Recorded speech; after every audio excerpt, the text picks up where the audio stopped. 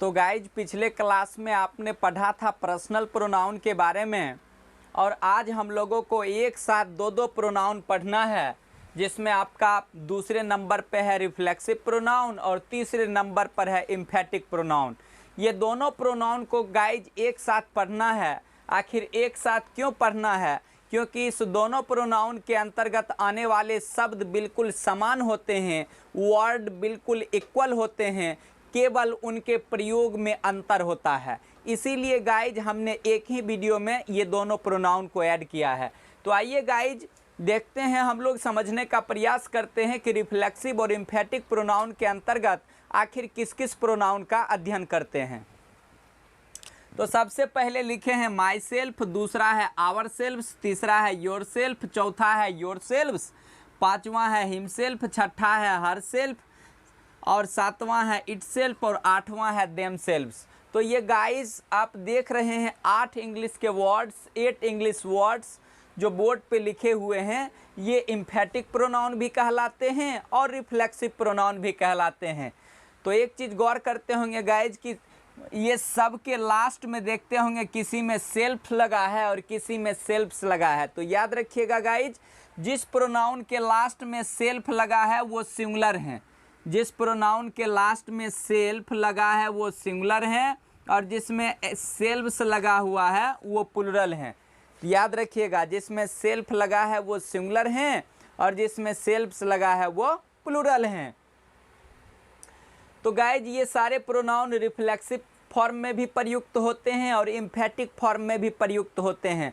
तो याद रखिएगा गाइज, थोड़ा सा इसका हिंदी भी जान लेते हैं। ये सारे प्रोनाउन जब सेंटेंस में रिफ्लेक्सिव फॉर्म में प्रयुक्त होते हैं तब इन सबों का हिंदी अर्थ अपने आप को, खुद को, स्वयं को आदि होता है। लेकिन जब यही प्रोनाउन का प्रयोग गाइज जब एम्फेटिक फॉर्म में होता है तब इसका हिंदी अर्थ अपने आप ही, स्वयं ही, खुद ही आदि ये सब होता है। तो आपने हिंदी इसकी जान ली। लेकिन याद रखिएगा गाइज कि अलग अलग प्रोनाउन के साथ अलग अलग ये प्रयोग होता है। ऐसा नहीं है कि एक प्रोनाउन सेंटेंस में सब्जेक्ट के रूप में हो तो अपने आप को के लिए या अपने आप ही के लिए हम किसी भी सब्जेक्ट के साथ ये किसी भी प्रोनाउन का प्रयोग कर देंगे, ऐसा कुछ भी नहीं है। ध्यान रखिएगा गाइज, जब सेंटेंस का सब्जेक्ट आई हो तभी हम माई सेल्फ का इस्तेमाल करेंगे, जब सेंटेंस का सब्जेक्ट वी हो तब हम आवर सेल्फ्स का इस्तेमाल करेंगे, जब यू हो तब हम योर सेल्फ का भी करेंगे और योर सेल्फ्स का भी। लेकिन एक बात आपको ध्यान रखना होगा कि यू जब सिंगुलर फॉर्म में हो तब योर सेल्फ का इस्तेमाल करना है, और जब प्लुरल फॉर्म में हो तो योर सेल्फ्स का इस्तेमाल करना है, और जब सेंटेंस का सब्जेक्ट ही हो तब हिम सेल्फ का इस्तेमाल करेंगे, सी हो तो हर सेल्फ का करेंगे, और ये अगर नॉन लिविंग चीज़ अगर सब्जेक्ट के रूप में आ रहा है, नॉन लिविंग थिंग सब्जेक्ट के रूप में आ रहा हो तब हम लोग इट सेल्फ का इस्तेमाल करेंगे, और जब सेंटेंस का सब्जेक्ट दे हो तो देम सेल्फ्स का इस्तेमाल करेंगे। तो गाइज जब दो चीज़ आपके सामने बच रहा है, नेम, अगर नेम सिंगुलर नेम हो तो गाइज, और सिंगुलर नेम में अगर वो मेल नेम हो तो उसके लिए हिम सेल्फ का इस्तेमाल करेंगे, और सिंगुलर नेम में गाइज अगर फीमेल नेम हो तब हम लोग हर सेल्फ का इस्तेमाल करेंगे, और गाइज अगर सिंगुलर या उसके बाद गाइज अगर मेल या फीमेल प्लुरल नेम हो तो उसके लिए हम लोग देम सेल्फ्स का इस्तेमाल करेंगे गाइज। तो गाइज निश्चित रूप से आप समझ गए होंगे कि किस सब्जेक्ट के साथ अपने आप को की अंग्रेजी के लिए, खुद को की अंग्रेजी के लिए, स्वयं को की अंग्रेजी के लिए, या अपने आप ही, स्वयं ही या खुद की अंग्रेजी के लिए किस किस का प्रयोग किस सब्जेक्ट के साथ करेंगे, ये गाइज मैंने आपको बोल करके बता दिया है। तो आइए गाइज हम सबसे पहले समझते हैं कि ये सारे प्रोनाउन का प्रयोग रिफ्लेक्सिव फॉर्म में किस प्रकार करते हैं। तो गाइज ध्यान रखिएगा, लिखे हैं some more facts about reflexive pronoun. Reflexive pronoun के बारे में सबसे महत्वपूर्ण बातें जो है वो मैं आपको बताता हूँ। लिखे हैं it comes just after the verb. याद रखिएगा गाइज, रिफ्लेक्सिव प्रोनाउन का प्रयोग हमेशा वर्ब के बाद होता है, हमेशा वर्ब के बाद होता है। फॉर इलस्ट्रेशन, जैसे ही चिट्स हिमसेल्फ एवरी टाइम, वह हमेशा अपने आप को ठगता है। ही चीट्स हिमसेल्फ, ये चीट गाइज आपका ग्रामर के अनुसार वर्ब है। और देखिए वर्ब के बाद हमने सेंटेंस का सब्जेक्ट ही था, तो ही के अनुसार गाइज हमने हिमसेल्फ को लिया। तो याद रखिएगा गाइज, अगर सेंटेंस का सब्जेक्ट इस ही की जगह पर अगर आई होता तो यहाँ पे माई सेल्फ लेते, अगर यहाँ सब्जेक्ट वी होता तो यहाँ पे आवर सेल्फ लेते, अगर यहाँ पे यू होता तो योर सेल्फ लेते गाइज। तो हमने ही सब्जेक्ट को लिया है, तो इसलिए अपने आप को कि इंग्लिश हिमसेल्फ लिया है। तो ही चिट्स हिमसेल्फ एवरी टाइम।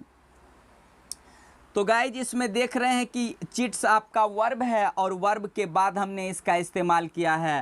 तो ये हिमसेल्फ को गाइज आपने ऊपर में देखा, अभी हमने कहा कि ये हिमसेल्फ आपका रिफ्लेक्सिव भी है, एम्फेटिक भी है, लेकिन यहाँ पर ये रिफ्लेक्सिव प्रोनाउन है। रिफ्लेक्सिव प्रोनाउन गाइज क्यों है? क्योंकि हिमसेल्फ का प्रयोग वर्ब के बाद हुआ है। हिमसेल्फ का प्रयोग वर्ब के बाद हुआ है गाइज, यही बात सबसे महत्वपूर्ण है। याद रखिएगा कि जब भी रिफ्लेक्सिव प्रोनाउन का प्रयोग होगा तो आफ्टर द वर्ब, वर्ब के बाद। अब आइए गाइज हम लोग एम्फेटिक फॉर्म में समझते हैं इसका यूज। तो लिखे हैं emphatic pronoun comes before the verb. Emphatic pronoun का प्रयोग गाइज क्रिया के पहले, वर्ब के हमेशा पहले होता है, और या हम ये भी कह सकते हैं कि जस्ट आफ्टर द सब्जेक्ट, या एम्फेटिक प्रोनाउन का प्रयोग हमेशा सब्जेक्ट के तुरंत बाद होता है, सब्जेक्ट के तुरंत बाद होता है, या यूं कहिए कि वर्ब के पहले होता है। फॉर इलस्ट्रेशन, जैसा कि हमने लिखा है कि आई माई सेल्फ कुक फूड, मैं खुद भोजन बनाता हूँ, मैं खुद खाना पकाता हूँ। इस सेंटेंस में गाइज ये कुक आपका वर्ब है, और आप देख रहे हैं कि वर्ब के पहले माई सेल्फ का इस्तेमाल हुआ है। तो गाइज अभी मैंने आपको तुरंत कहा कि अगर वर्ब के पहले ऊपर लिखे ये प्रोनाउन का अगर प्रयोग वर्ब के पहले हो तो ये एम्फेटिक प्रोनाउन कहलाएंगे, और वर्ब के बाद हो तो रिफ्लेक्सिव कहलाएंगे। After the verb reflexive, before the verb emphatic. तो गाइज आशा करता हूँ कि आप रिफ्लेक्सिव और एम्फेटिक को अच्छी तरह समझे होंगे। और गाइज इस प्रोनाउन पर मैं विशेष रूप से इसके प्रयोग पर इसलिए जोर दे रहा हूं क्योंकि जब भी आप कभी इंग्लिश का चैप्टर एक्सरसाइज बनाने की कोशिश करते हैं तो अक्सर आपको रिफ्लेक्सिव और एम्फेटिक में ये प्रॉब्लम क्रिएट होती है। इसीलिए गाइज इस बात को ध्यान रखिएगा, after the verb reflexive form, before the verb emphatic form. Thank you.